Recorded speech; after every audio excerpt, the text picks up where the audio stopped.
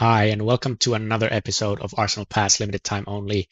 This is episode 3 of the Heavy Hitter season, where I will be focusing on Guardian. Let's start with the familiar chart of aggressive versus defensive, and how do you win? Do you win with evasion or value? And last time we talked about brutes, who are more toward the left of the chart, more aggressive, are pretty good at using 5-card hands, 4-card hands, maybe not as good as warrior, but still pretty strong. But this time we'll be talking about Guardian, and we are, almost all the way to the right in terms of Victor, especially, where it's quite the defensive hero by design because you cannot use many of your cards on offense. You're really struggling with using 4 or 5-card hands, pushing you toward the right of the chart. But the difference between these two Guardians is huge in terms of how they finish games, where Victor almost always has to win with value. He has access to a few pieces of evasion in Over the Top, in the Golden Sun, which is a Majestic, and in Double Down, I guess, which is also a Majestic. But mostly you are winning by fatiguing. Not by defending only, but fatiguing by damage and defense combined, right? Whereas Betsy, you are really kind of following, in a way, the same game plan as Victor. You are trying to grind value as much as you can. But then you have these moments when either your opponent gives you tempo and you can use your ability to come over the top with a big overpower, or you're getting toward the end of the game, your opponent is a 6 life, or maybe even like 8 or 9 life, and you have a bigger than big on the board. You can just finish the game on the spot with a 13 overpower. So very different ways of how games end also means very different things of, for example, how big your deck should be and how you should build your deck in the first place. Today, I'll talk about some Guardian fundamentals, strengths and weaknesses first.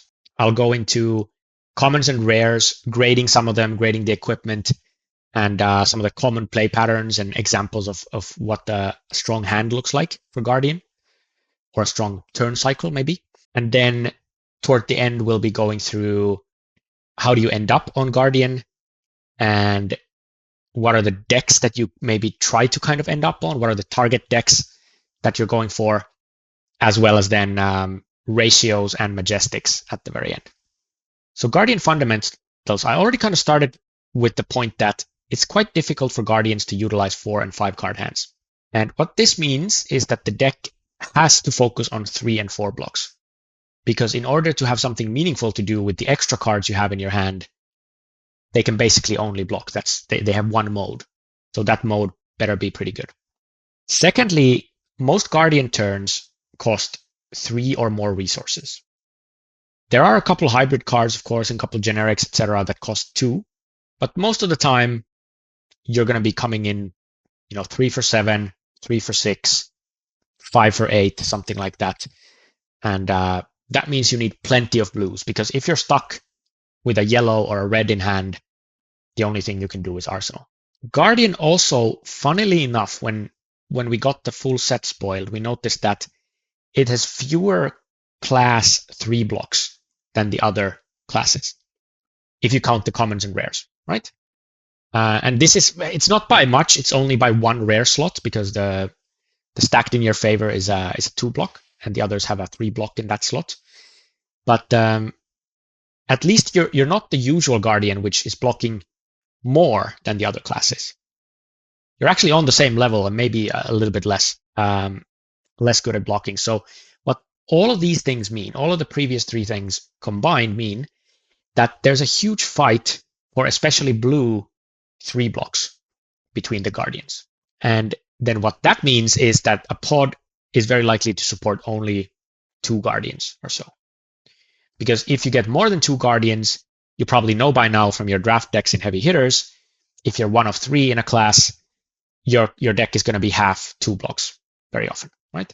And the same is true for Guardian very much.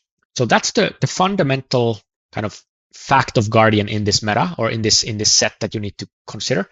And then if you look at the 2 different Guardians we have Betsy, who can push damage with overpower, as said, and who values, kind of as a result, values wager attacks and wager auras a little higher. And then we have Victor, who has no evasion or very little evasion and has to outvalue the opponent. And as a result, values big numbers, both on offense and defense. So 4 blocks, 8 attacks. These are very good. Or blues that attack for 6 or something like that, like the Thunk. They're pretty good because they have good deck damage ratios. You also like Clash a little bit better. Very, very rarely you actually get to use the Clash ability of Victor. But because you are filling your deck with these big numbers, Clash gets naturally a little bit better. And of course, you value certain gold generators a little higher, especially the ones that don't end up in you having to arsenal a blue, like Wage Gold. But if you're looking at something like Test of Strength or Performance Bonus, which gives you then options on how do you use that card, those you value quite a bit higher because you draw a card from the gold generated. So what are the strengths of Guardian as a class in Heavy Hitters? First of all, you have access to very strong one-sided on-hits. And what I mean by one-sided is that they're not wagers. They're just classic good old on-hits. You need to work for them a bit. You need a might token or a pump or something like that. But when you hit with a concuss or a command respect, or when you come in with a concuss or command respect for 9 or 10, and they have an arsenal in the command respect case, then it's, you are grabbing tempo pretty hard and they're going to have a bad time. Secondly, your late game pitch stack can still fatigue or kill your opponent. So if you're getting to the late game with a Guardian, maybe you're a warrior yourself, you have some blue block 2 attack reactions that pump your attack for 1, whereas the Guardian has a blue Thunk in there which comes in for 6, or has a yellow over the top combined with a might token comes in for 6 overpower, right? So you're kind of relying on your end game being a little bit stronger from either a deck damage perspective or an overpower perspective, especially in the case of Betsy. And also, the third benefit is that you probably have the best cards in the set at higher rarities. Good Time Chapeau, Bet Big, the Golden Sun, they're all like A pluses. They're very, very, very strong cards. And if you get past one of these, it's a much stronger signal quite often than it would be getting past a Majestic of another class. But of course, Guardian comes in with a bunch of weaknesses as well. So here are some tips on how do you exploit those weaknesses. Firstly, as said, the 4 to 5 card hands can be quite terrible. So a play pattern where you block the Guardian's big turn and then set up for your next turn. Maybe KO can, discard an agile windup. Maybe another Guardian can just play a big bop or something. Anything where you set up your very next turn, you arsenal a really strong card, and you give them their 5 card hand. This can be very powerful because they're likely going to intellect penalty themselves. Secondly, a good thing to notice is that their evasion is relatively inefficient. Betsy's ability is the main form of evasion that Guardian has. And in the early game, it's quite inefficient to use 2 resources for +1 and overpower. If you can kind of slot it in your curve in a nice way, then that works out fine. But especially if you're having to pitch an extra blue for the Betsy ability or an extra card for the Betsy ability, it's not very efficient unless the on-hits are really, really tremendous. Or if you're facing another Guardian when it's a lot about pushing damage through, then of course Betsy's ability is fantastic. But what that means for you when you're facing a Guardian is that you can kind of afford to lose tempo early game. Even Betsy getting, the ability to use 2 resources that they have extra now for that ability, it's not going to be the end of the world, right? But just don't go too low, because even if the evasion is somewhat inefficient, even over the top is like understated a little bit, it can still kill you if you go down to 5 or 6 or 9 in some cases if you give Betsy full tempo and they have a bigger than big or a big pop on the board. Thirdly, Guardian pretty often has to block with attacks. Of course, if you just present small amounts of vanilla damage, they can choose not to block with their attacks. Maybe they have 1 block card in hand, they spend that 1 card to block, and then they're fine. They can still spend their entire hand. But especially if you start putting an on-hit on your swords or your attacks, you wager with edge ahead, for example, they're going to have to block with their attacks because there's nothing else they can do with them. they can't just keep a 5-card hand as Brute can, because if you attack a Brute with Warrior, they can often just look at your attack and say, okay, that's fine, I'll take it all. You don't get any agile engagement value or anything like that, and then I'm just gonna come back at you with a big hand. But Guardian can't do that, so their excess attack action cards have to go into blocking, which means that Warrior is gonna have a good time if you kind of have a lot of these effects which trigger off of attack action cards blocking. So, for example, combining Wager and a reaction is a good strategy with Warrior. All right, so as a result of these strategies, what do you want your equipment to look like? Well, first of all, of course, we have the specialization hats. The Good Time Chapeau, as said, is an absolute bomb. It either blocks for 3 or it blocks for 2, and then you get to use any gold for wagering, and then it, of course, blocks for 1 once you're done with that. With Betsy, of course, you don't have a lot of gold floating around. That's the simple truth. You might go through a whole game without any gold, but still, it's a block 3 unconditional headpiece. It's fantastic. Golden Glare, much worse. You only ever get 2 block out of it. However, if your deck has a decent amount of yellows, and if your opponent is such that they're, at some point in the game when you happen to have, luckily, those yellows in hand, they're attacking for 7 or 8 or something like that. Or maybe it's a warrior who's sort of attacking for 5, but it's quite threatening. You really want to make sure you block it. With Golden Glare, you can kind of overblock it for free in a sense, because if you block with this and 2 yellows, you get a card back. But especially if they're attacking for 8 and you have 2 yellow, 3 blocks in hand, this is insanely good value, of course. But that doesn't always line up. You quite often just need to block with this at some point in the game and not get the value out of it. For the shield, Stonewall Impasse is really strong. It can get you up to 3 block. It usually doesn't, but even if it gets 2, you are very much ahead of the curve, right? Because it's so much better than Bloodied Oval ever is. Then for a chest piece, I don't think it matters if it's Vigor Girth or Confront Adversity. Well, what matters is the pod. So if the pod is, looks to be very brute heavy, then you absolutely want Vigor Girth. And if the pod looks to be very warrior heavy, maybe some guardians in there as well, you probably want Confront Adversity instead. What also matters is the types of attacks that you have. So let's say you're Victor and you have a Golden Sun. You really want Vigor Girth, just to make sure that you get that 4 pitch quite easily on demand when you need to close the game, for example.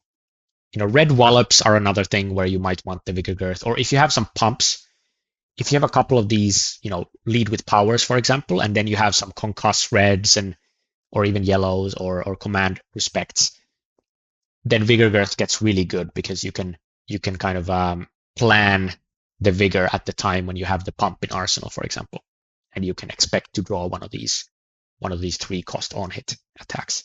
And then we have Gauntlet of Might. It's actually much stronger in Guardian than in Brute because of these concusses and command respects and even over the tops.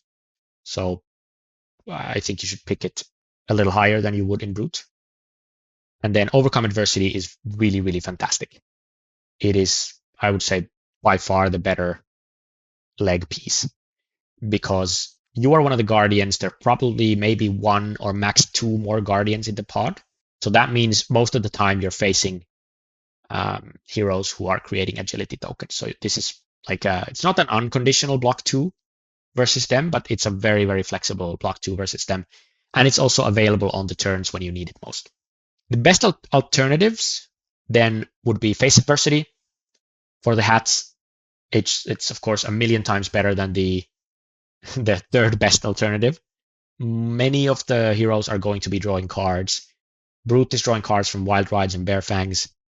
Warrior is drawing cards from gold. So you're really good with this. And of course, you're one of the guardians again. So if it's less likely that you're facing a guardian. Bloodied Oval is fine. It's not really fighting for anything else. So it's still a C+, even though it's a pretty mopey ability. Vigor Girth, very strong. Embrace Adversity, quite strong against like half of the field, a little bit more probably. And then stand ground is kind of a C+. It's much, much harder to generate both of the tokens at the same time in Guardian than it is in Brute. So even though raw meat was very high in my grading, then stand ground is kind of meh. It's fine. If you have stand ground though, then the double token creating blue gets much, much better, the pint. All right, so what does a Guardian hand look like? So what kind of, I like to think of my decks this way, that there are certain target hands that I'm looking to draw. And then, of course, I would like to draft in the way that gives me those hands as often as possible. Let's look at one example strong hand where you have bigger than big red, concuss red, clash of might blue, and thunk blue. This is, of course, from the top end of Guardian hands if you exclude Majestics. And we can look at the different scenarios of what you can do with this hand depending on how much you need to block for. So if you need to block for 3, you can block with the Clash of Might, and then there's a couple branches, right? If you win the Clash, you can attack with Concuss for 7, threatening a discard on a breakpoint, and then you can Arsenal the bigger than big. If you don't win the Clash, and you don't have a Might any other way, you can then play the bigger than big and Arsenal the Concuss, and come in next turn with a 1-card huge, Concuss for 11. If you need to block for 6, 5, 6, something like that, you can block with one of the blues and the Concuss.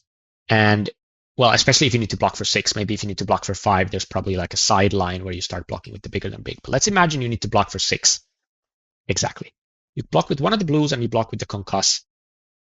And then depending on how much tempo they have, for example, do they have an agility token? If yes, then you probably hammer and Arsenal the bigger than big. If they don't have an agility token, if you don't feel like they're coming in with a big turn, maybe they don't even have a 5-card hand, then you can play the bigger than big at that point. And also the blocking decision depends a little bit on this, right? So if you're going to hammer, you might want to block with the Clash of Might more likely. If you're going to play the bigger than big, then you block with the Thunk, because you don't want to be giving them the Might. Also, if you're facing KO, you probably block with the Thunk and pitch the Clash of Might, because you're mostly losing your clashes versus KO.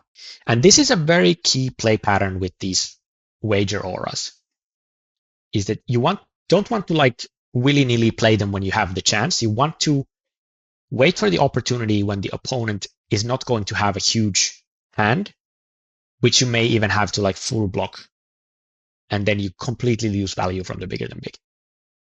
There's also a huge risk that you play the bigger than big, and maybe you even Arsenal a good card, but especially if you don't Arsenal an efficient, relatively cheap attack, you might be drawing into 0 blues.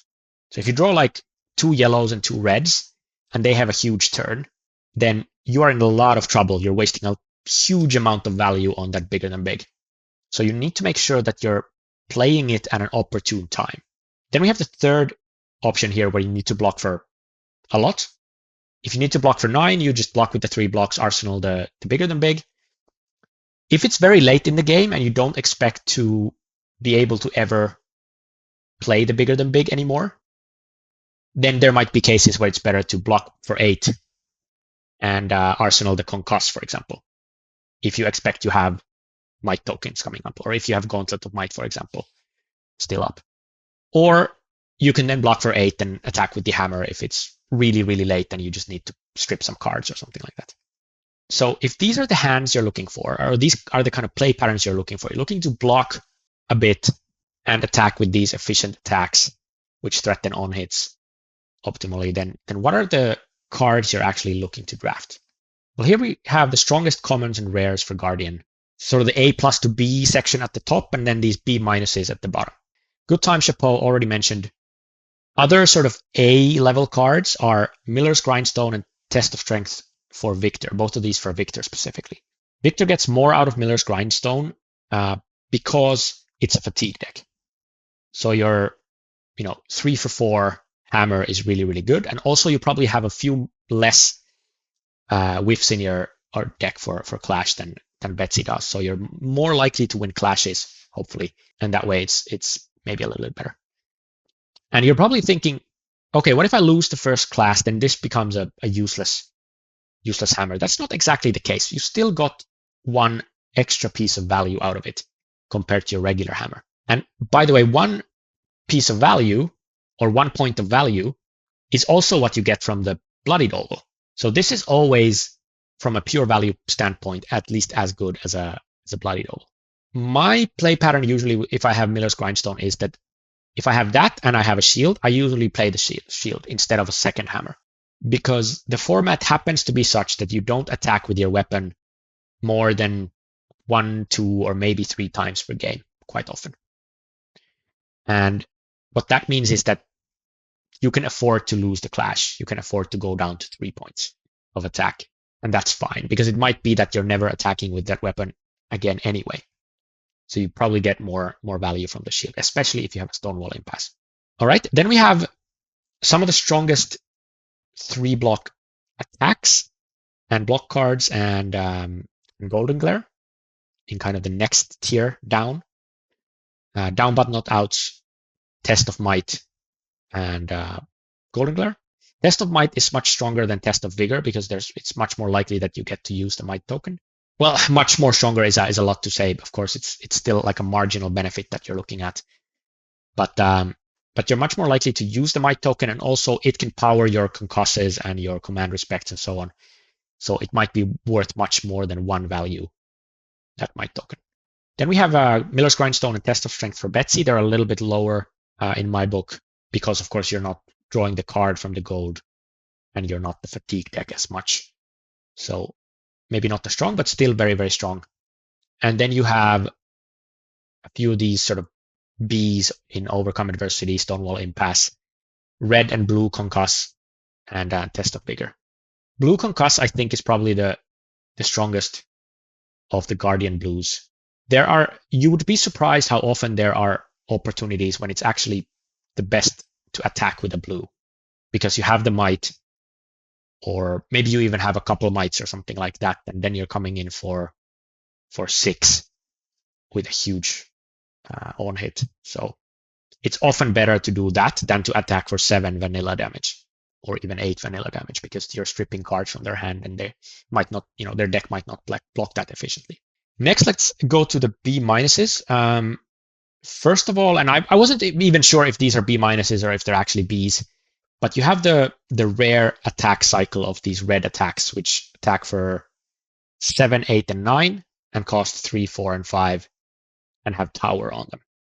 You don't very often get to kind of trigger that tower. It's really cool. It's kind of a cool story when you get a bigger than big and a Might token, and you get some of these bigger ones off. But it's quite rare when you do. They are mostly just very, very efficient attacks. They block for 3 and they attack for a big number, which means that for deck damage purposes, they're very good. For spending a kind of a big hand, they're quite good, especially the higher cost ones. And that they are just more efficient than Thunk is or Wallop is, because they have one extra point of attack, and that's actually quite critical for these. So they're sort of the best of both worlds, very flexible on defense, on offense, in clashing, etc. So just super, super solid cards. And having these passed to you sort of early to mid pack 1 might be a signal that Guardian is open. Then you have some of the best blue block 3s. Cards like Thunk, Talk a Big Game, and you're asking, like, why is Talk a Big Game here? It's because it's a non-attack. You don't ever actually play it. You just, you might in Betsy in like a really weird scenario, but you mostly just block with it or pitch it. But it's a non-attack 3-block blue. That's fantastic. Thunk is here because if you fill your deck with Thunks and Clash cards, there's a pretty good amount of value that you get from these Might tokens throughout the game. You might get like an extra 2 attack during the game. And Thunk is also a really good fatigue tool in that at the end of the game, it's a blue that's attacking for 6 still, and their deck is probably full of 2 blocks by now, so it's really threatening a lot of damage, deck damage at least. And then we have Clash of Might, Command Respect, really strong blue block threes. I think all the other blue block threes, they could be also called B minus. Maybe they should actually be at the end of the line as B minuses as well, because blue block threes are really what you are looking for all the time when you are drafting. That's where your eyes are scanning on the pack. Like, is there a blue block three, right? Or is there one of these bombs or really, really strong cards? Anything else is kind of chaff in a sense. But what is not chaff is 3-for-7s. 3-for-7s are pretty good, especially Wage Might. That's the best of them, or the best of these 2-block hybrid ones. And again, because you are always getting to use the Might, and it might give you extra bonuses in terms of some of these other cards. Then we have Clash of Might, a really strong red. It's one of the rare ways to come in with a pump, like a lead with power and then an attack for just a single blue. So it might be good if you have these lead with powers in your deck, it might be good to draft something like a Clash of Might quite highly, because then you can Arsenal one and wait for the other and do a really efficient turn. And Command Respect is here as well. It's much, much worse than Concuss because, probably half the time they don't have an Arsenal. So it's a little bit awkward. They might even have Arsenal like an instant, in which case it, again, loses a lot of value, but it's still very, very strong. And if they have an Arsenal and you come in with Command Respect for 9, it's often very, very backbreaking. Then we have Wall of Meat and Muscle. This is one of the better block cards because it kind of, especially for Victor, right? Because it helps you in the fatigue race. It gets you a card back, and it also gets you kind of the best card back if you have a Might token, which is, of course, not always the case when you draw this. So it's very, very high variance in a sense, but when you get to trigger it, it's quite strong from that fatigue race point of view. But it's also good for Betsy. Also, if you happen to have anything like a Golden Sun or a Bet Big, then this, of course, goes up in value even more. You have some of the other good equipment, Gauntlet of Might, Face Adversity, and then you have performance bonus for Victor. Notice this is only for Victor, right? Don't draft performance bonus in Betsy if you don't have to. But for Victor, it's quite good because you can try to time it. You can put it in Arsenal, try to time it with a Might token. And at that point, it becomes like the best snatch in the world. It's a 4 go again that draws a card and creates a gold when it hits. And then you can keep doing whatever with your turn. Why it's maybe not the best home for one of the best snatches in the world is that the card you draw, you can't really rely on that card for your turn quite often. It might be that some part of the time it goes to waste. And it may not be the perfect Arsenal card either in a deck with 15 blues. So be a little bit careful with these draw a card effects from gold. They're not really as strong as they would be in an aggro deck. And then below this line, there's probably, as I said, all the other blue block threes. There's all the other 3-for-7s, and then there are more of these 3-block red and yellows pretty close behind. And then what you really don't want in your deck is some of these 2 blocks that are not like 3-for-7s or have like other really, really big upside. I think one of the 2 blocks that could be fine in a Victor deck, for example, is Rising Energy, where if you have a very gold-heavy deck, you can draw a card off a gold and then play that with the remaining resource as a kind of a 0-for-6. But you have the Arsenal, the card that you do, which is not optimal. Next, let's look at how do you end up on Guardian. And this is kind of my personal experience of how you would end up there. And it's a little bit different maybe from how you end up on Brute, because there are usually 3-ish Brutes in a pod, but there are usually only 2 Guardians, 1 or 2 Guardians, or maybe 3 Guardians max, absolute max. But there can sometimes be 4 Brutes and you can still be fine. There can be 4 Warriors, you can still be fine. I've heard of stories of 4 Guardian pods where you still win the pod, but that should be very much an outlier. So if you're expecting the pod to support fewer Guardians than Brutes and Warriors, what that means is kind of like when you had Monarch and you drafted Levia, or you kind of were sort of Levia curious. It's, you need to make sure that it's actually open. Because if it's not, you're in a lot of trouble. Whereas that's not maybe as much the case with Warrior and Brute. So one example how you end up there is you start by picking these hybrids and generics to stay open. Maybe you see a test of strength. Maybe you see a wage might or a blue block 3 hybrid card, something like that. And then you see an early pack with a brute or a warrior common missing. Because as you learned from the first episode, the class commons always come as 2-2-1. So one of the classes is only one common in it. And if that one is missing, then you sort of deterministically know that that class's card has been picked. So here in this example, like a brute common is missing. And that doesn't always mean much, but it can kind of mean that maybe you should hedge away from brute and towards warrior and guardian. And you start doing that. You start picking, okay, maybe this is the dream scenario that it's like pick 5 and you still have wage vigor in the pack. But anyway, let's play along. You pick cards like wage vigor or clash of vigor or anything like that that's sort of between guardian and warrior. You can also just pick one guardian card and one warrior card if the packs happen to fall that way. And you're kind of open to the possibility of going guardian or going warrior.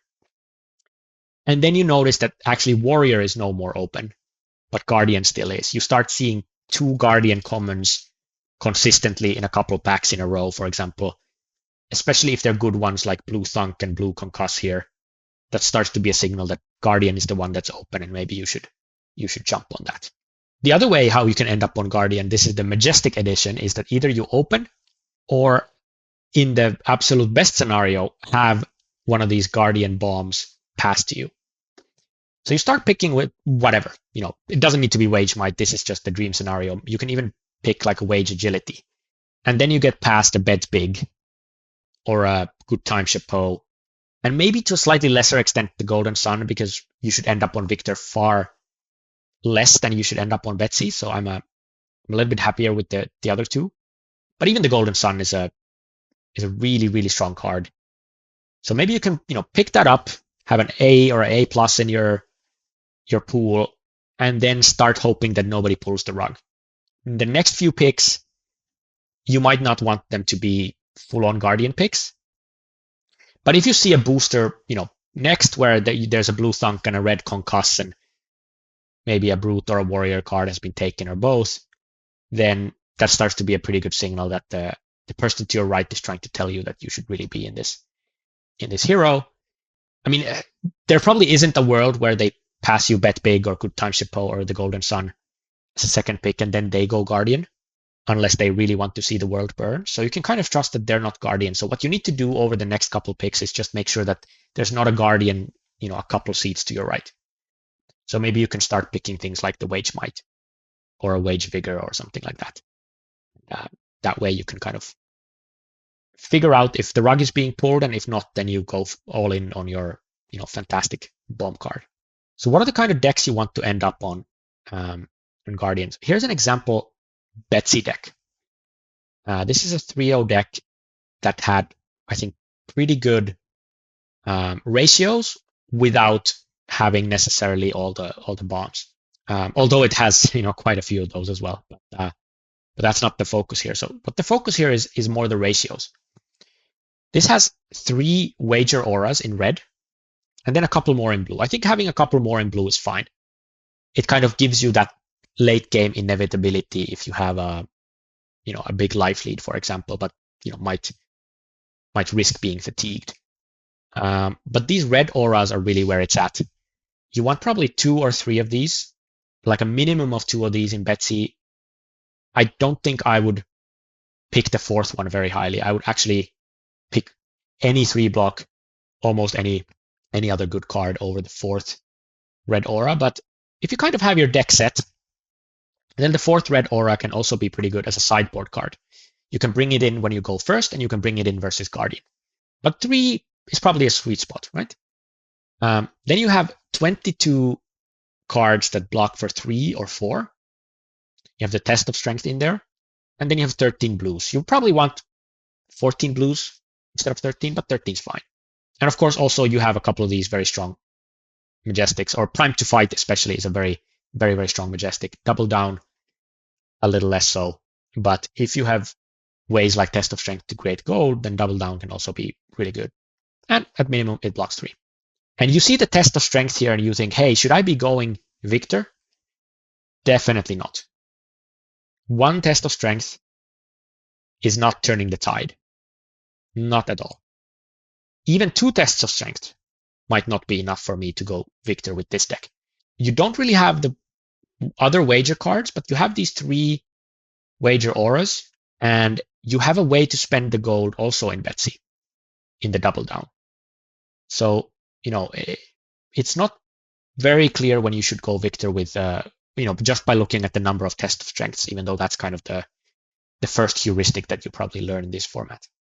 But it's so much more often correct to go Betsy than victor that I would still possibly go Betsy if I had two of these test of strengths here.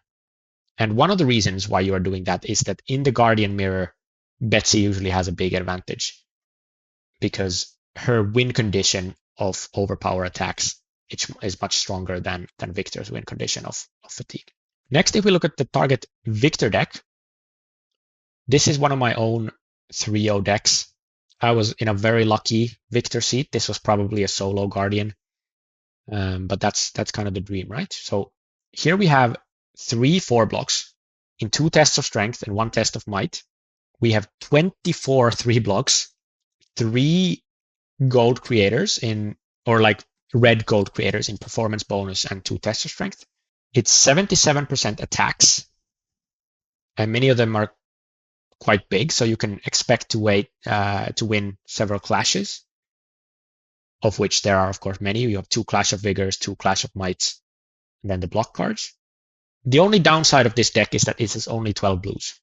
So you might have a bad time if you happen to draw 4 reds or 4 reds and yellows at the wrong time.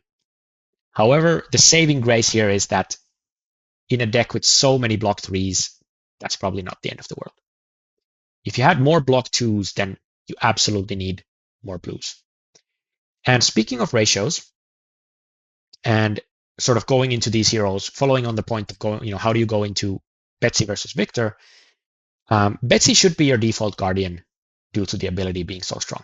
It's much easier to end games with the Betsy ability than it is to just grind the games out with Victor. And there's also a little bit of like draw equity that you get away from, which is always really good because the Victor games can be really grindy and they can end up in draws. So what are the reasons then to go Victor if Betsy is your default choice? I would say the Golden Sun is the number one reason. That's such a strong card that it pulls you to Victor. Miller's Grindstone is another one. Then having several tests of strength probably help. And Golden Glare, of course, is a strong reason as well. So if there's some mix of these, then you might want to consider going Victor, especially if you have very few wager cards. So if you have like 1 wager aura and 1 wage vigor red, and that's it, the rest is like blues, then it's fine going Victor if you have some of these cards here on the right. Victor by himself doesn't really do anything because if you don't generate the gold, then you don't use the second ability either. It has a blank text box, so you really want to make sure that you are utilizing that text box or the specializations. So what are the ratios? For Betsy, you probably want a set 2 to 3 of these red wager auras and maybe 1 more in the sideboard. You want to roughly maximize, let's put it that way, your 3 for 7 wager cards. Of course, you don't want an infinite amount because they block 2, but you probably want quite a few, right? You want to maximize your 4 and 3 blocks. This probably, more often than not trumps the previous one. So if you can get a 4 block, you should probably get that instead of a 3 for 7 wager card. But if you're running really low on wagers, then the first ones are very valuable. And in a 30-card deck, you should probably run 14, 15 blues. And Betsy is completely fine running a 30-card deck because you can end the game with your wagers. With Victor, then, you want probably around 2 tests of strength. You want to minimize your clash misses. So all the cards that are not attacks should be quite strong. And all the cards that are very small powered attacks should be avoided. And instead, you should be grabbing some of these. Even a 2 for 4 attack could be better than a 0 for 1 as a blue. because then you beat the 0 for 1s and you beat the 0 for 3s, and you at least draw with the 2 for 4s. You really want to maximize your 4 and 3 blocks even more than with Betsy, because this is a value grind deck. If you have 30 cards, you probably want 14, 15 blues. Maybe 14 is enough in 30 cards, but more often than not, you want more than 30 cards. So the dream is to have like a 35 card Victor deck that is all, a big chunk of it is 3 blocks, and then you still have a good suite of equipment. But in Victor as well, you probably want a few of these wager auras, because otherwise none of your attacks are going to be very large, and the opponent can always optimize their hand where they block with the 3 blocks and attack you with the 2 blocks, etc. These red wager auras make it so that they have to start blocking inefficiently, which is exactly what you want to do. And in the Guardian Mirror, they are extremely important. Finally, let's look at Guardian Majestics. Bet Big, as said, is an absolute A+. You just park this in Arsenal, wait for a double blue hand, then you almost win the game on the spot. Not exactly, but the value swing is usually so big that it's hard to come back from that. The risk here is, of course, that if your opponent has a lot of armor and they might have reinforced the lines or block cards, then losing this can also be pretty backbreaking sometimes, because it doesn't give them an agility, which they probably wouldn't be able to use if they blocked with many cards. It gives them a might and a vigor and a gold. So the perfect set of cards or tokens to use when you've had to block a big attack, and then you can come back for an annoying 4 with your claw or whatever, and still Arsenal card. Prime to Fight, it's super strong. This is also something you can park in Arsenal and wait for a moment when you either have a vigor or a might. And if you find a situation where you have both, then this is a 3 for 11, so a 2-card 11, which is completely insane. Golden Sun, which for some reason says Cast Bones here, but it should be the Golden Sun. A+ in Victor. It is one of the rare ways in which you can end games with non-fatigue, right? So you grind the game down. Each player has like 6 life. You have less cards in deck than them or something like that. Then no worries. You've created 1 gold in the early game, and you've sat on that gold the entire game to hit them with the Golden Sun for 10 overpower. And once you pick the Golden Sun, starting stakes are starting to go up in value. They're already playable in Victor, especially if you have the Golden Glare, then they're actually pretty good. They're 3 block non-attacks, which synergize with the hat.